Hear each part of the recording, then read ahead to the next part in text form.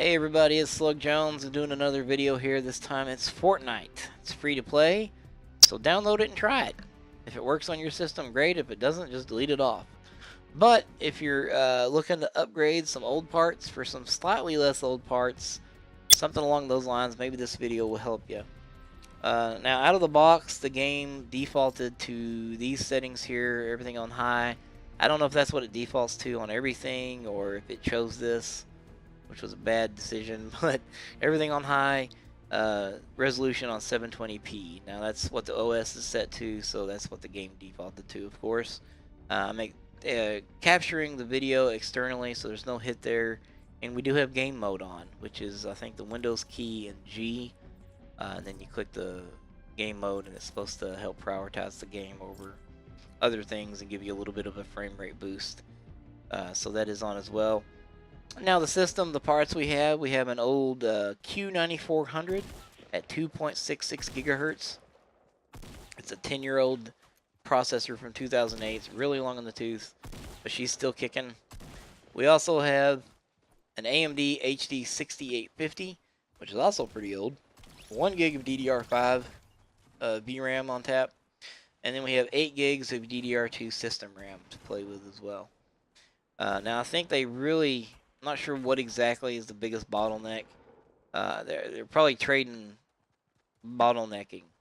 GPU probably bottlenecks for a minute and then it trades off with the RAM and then CPU. The one thing that doesn't is the VRAM. 720p, this game is just not using a whole lot of VRAM, which is great for these cards with less VRAM on tap.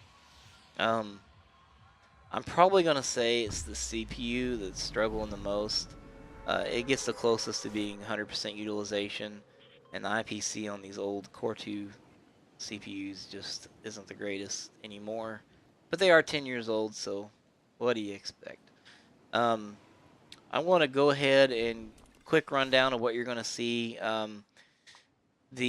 Regardless of the settings on the graphics, you're getting 30 to 60 frames a second. I know that's a big range, but if you're inside a house, you're getting 50 to 60, 90% of the time. Outside, depending on where you're looking and everything, you're going to get 30 to 50 frames per second, regardless of the settings I had it on. Now, outside, you'll get these spikes as it loads up assets, as you've seen here probably already, to below 30 frames a second, anywhere from like 20 to 30. You will see these spikes, but they're only for maybe a second at most usually, and then it's back up to 30 and above. So you could probably VSync it at 30 frames a second and have a pretty good experience no matter your settings, especially on lower. But that's pretty much the story for the rest of the video.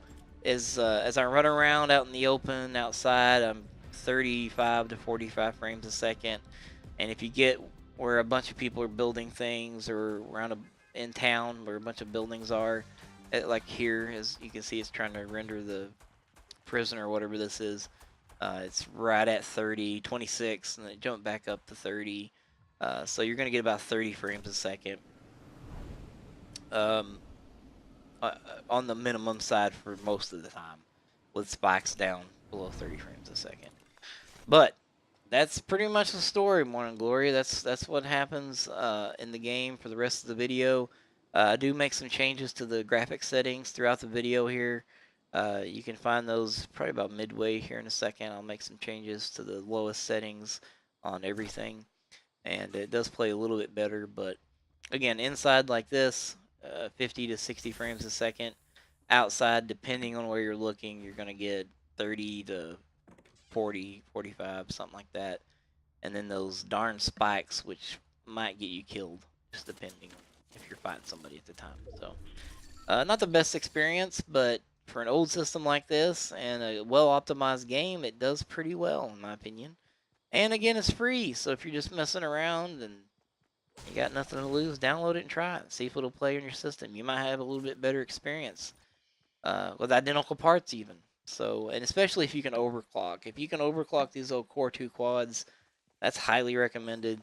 Overclock the crap out of it. Get an online guide. People used to do it all the time.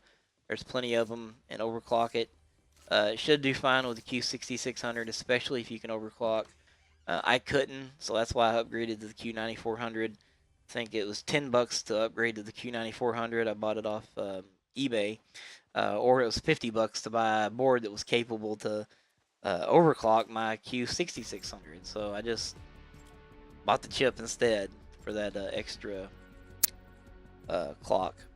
So that's about it. That's the rest of the video, is just kind of changing settings like this here, and give you an idea. But you're gonna have a pretty good experience. I'd lock the V-Sync at 30 and just have a big time. Download it and try it. It's free to play.